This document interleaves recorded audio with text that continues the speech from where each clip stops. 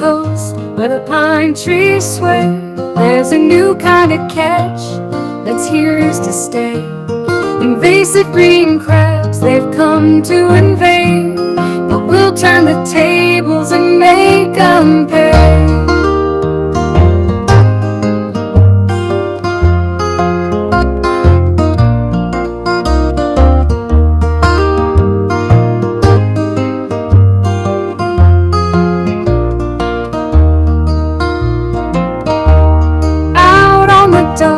With my old man's net, we pull 'em in, it's the best catch yet. Green shells shining in the cold morning light. Tonight we're having a seafood delight. Green crabs in Maine, fry 'em up right. A little butter, lemon, what a sight.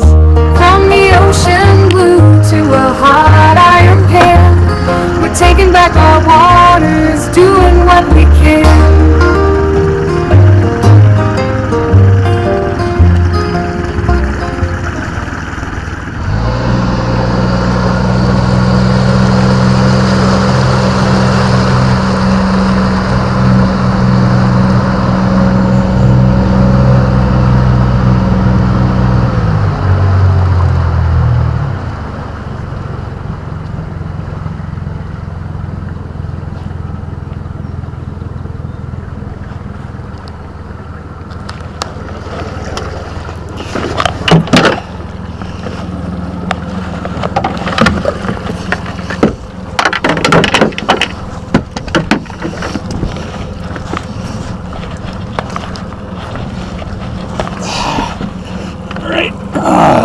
This is a trapezoidal, and look at that. I got about 4 green crabs in there. Not horrible.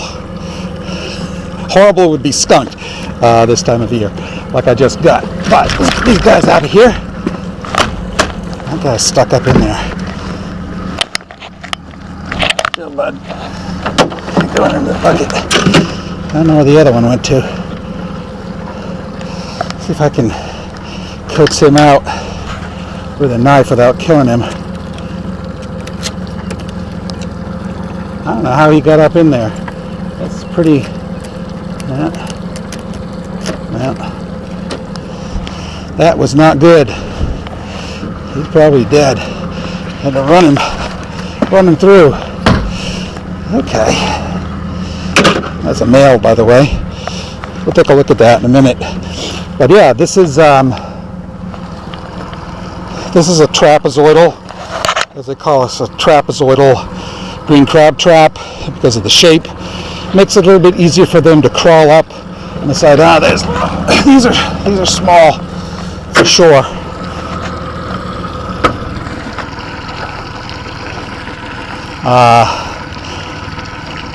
A lot of times the traps right in here, besides Krista's oyster farm, they'll be packed. I'd hate to see the bottom of her oyster sets over there. It looks like she's pulling them up from the bottom. But yeah, it can be pretty rough when they come up. There can be a lot of green crabs on those oysters. So roughly going to put that back in the same spot. Send out my warp.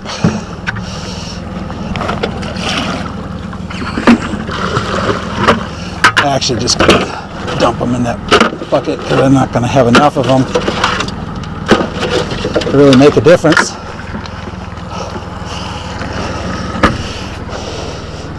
But yeah, not too shabby. I was not really expecting many. I'm not getting many, but it's always nice to see that they're moving around. I'm thinking here, I don't know, probably in another 4 weeks, that's when I'll start to notice them.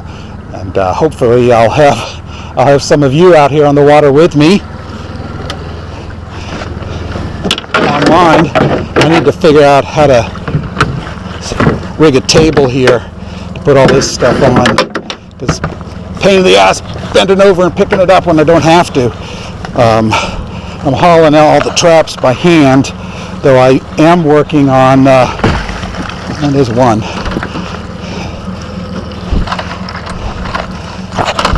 This son of a bitch ate the bait too, which is interesting. I'm not too worried about getting bait in there right now, or a lot of it, because I'm going to be in Iceland. So these traps are going to stay out here, of course, while I'm in Iceland, and I really don't need to waste the bait because I won't be hauling the traps. Now there'll be some that get caught up in there, so it will really only be a little bit over a week that I'm not hauling. We got here a little bit further before I put it back in, you know, and yeah, I think I'm looking forward to a good summer here, just by the way things are going. Again, this is very early. It is very early in May,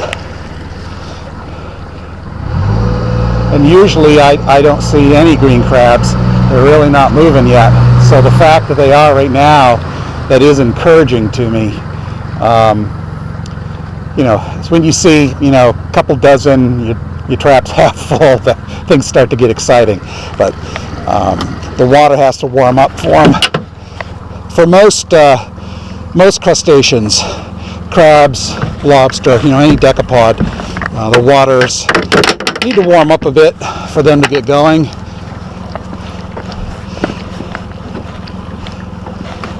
Let's see if we get anything here on this trap. This might be an interesting area. Yep, and it is. Well, it's not that interesting. There's one green crab. I'll show it to you though.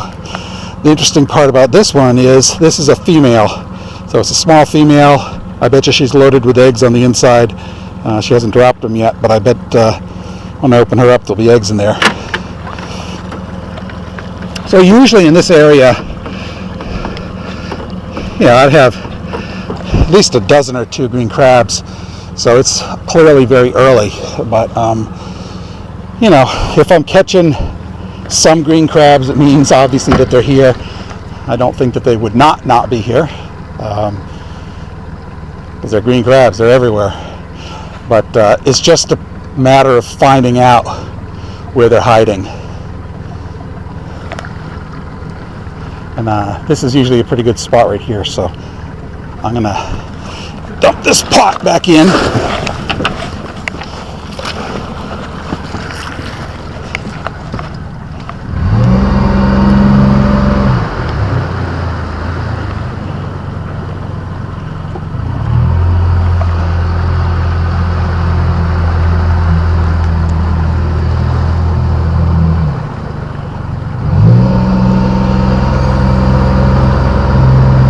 Now you see when I come up, so I'm right-handed, and what that means is when I'm hauling my gear, I'm hauling on the right side. People that are left-handed would usually haul on the left-hand side of their boats. It's an interesting artifact that you may or may not be interested in, but you'll notice sometimes lobster boats are set up to haul on the left side, and that is because the lobsterman is left-handed.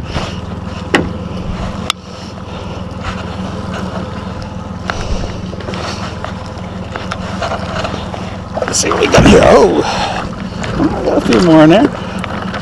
Okay. These are all pretty dinky. These are small, but glad to get them out of the water nonetheless.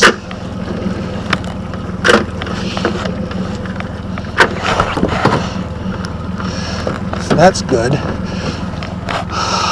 Yeah, so one of the things I'm kind of taking stock of here is, so this is a bit deeper water than down there where I was hauling and I kind of got skunked.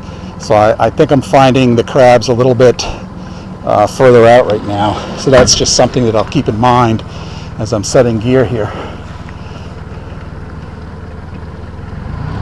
So I'm going to roughly put it back in the same spot. Now I don't get as super technical as lobstermen do I don't have a GPS. I'm not setting waypoints on each of my strings, or by the trap for that matter.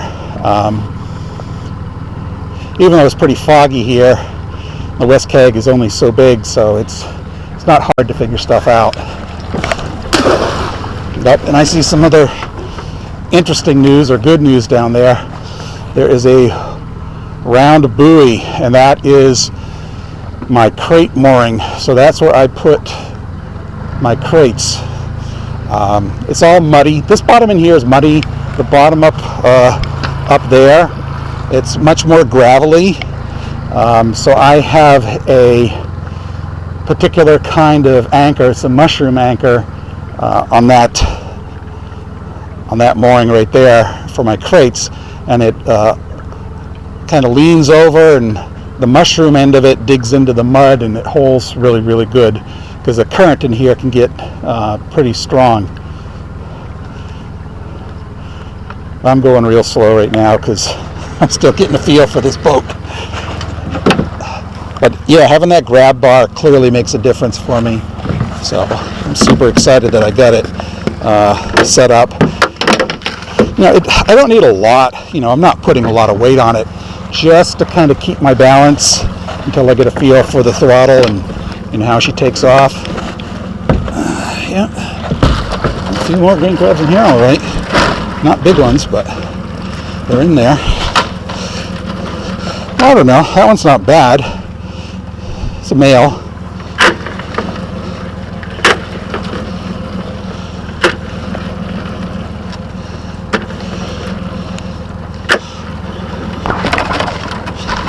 I have to shake them down. I don't like putting my arm too far up in the trap, because what happens is I end up ripping my shirt or ripping my skin, and neither one of those options is very good for me. But yeah, let's see here. I'll roughly put it back where it was.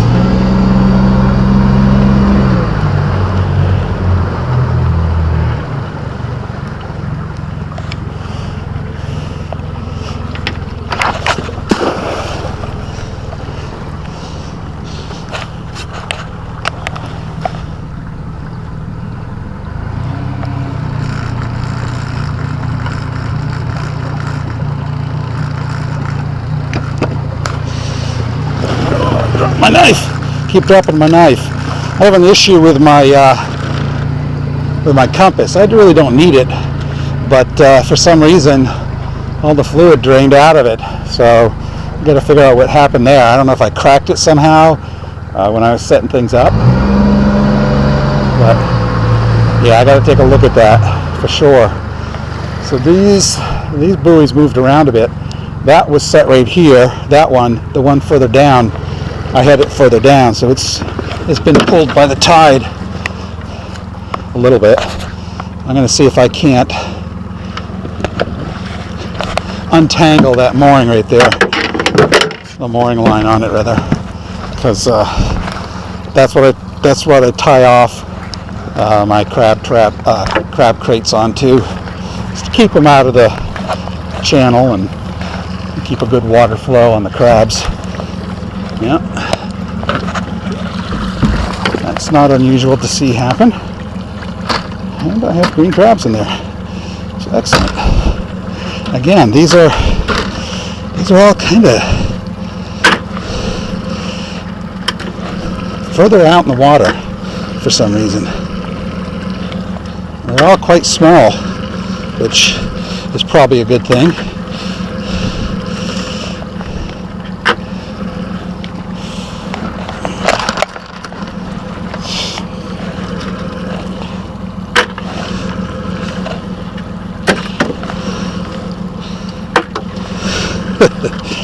They're not all going in when I toss them.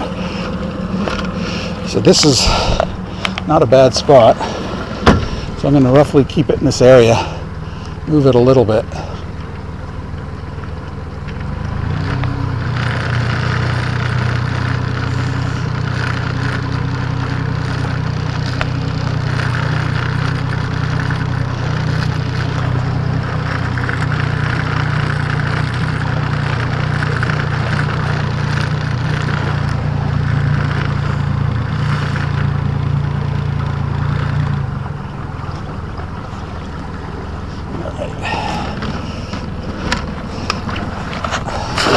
Throw her back in. I'll warp out there. My final trap up here.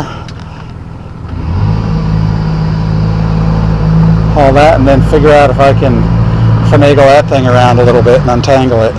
The tide's high, so I'm not hopeful about it untangling it, because there'll be a lot of pressure. I don't have a lot of mooring line to work with on it, and the tide will be pulling a bit, so I'm not hopeful, but I'm going to give it a try, see what happens.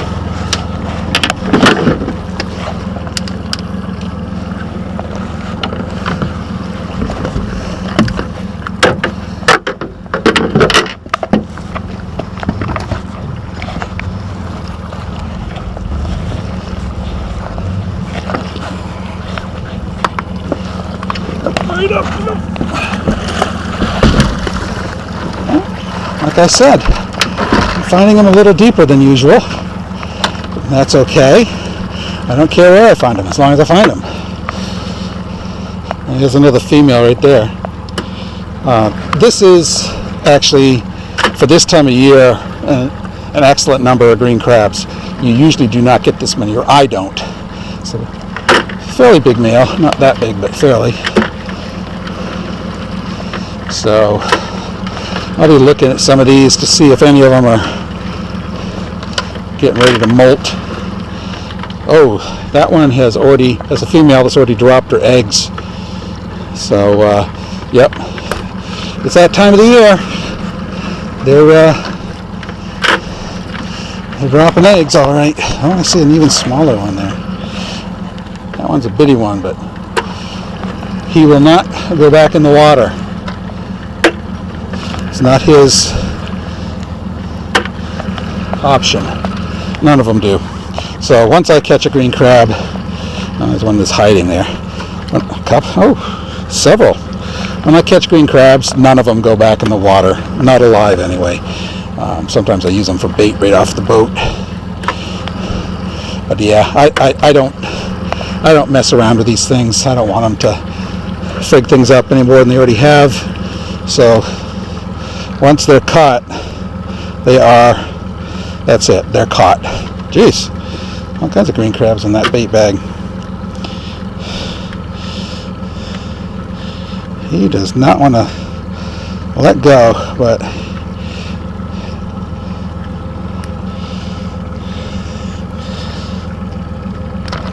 there we go. One more. So that is it for green crabs today on the West Egg River, but it's not bad. Green crabs in Maine, fry 'em up right. A little butter, lemon, what a sight. From the ocean blue to a hot iron pan, we're taking back our waters, doing what we can.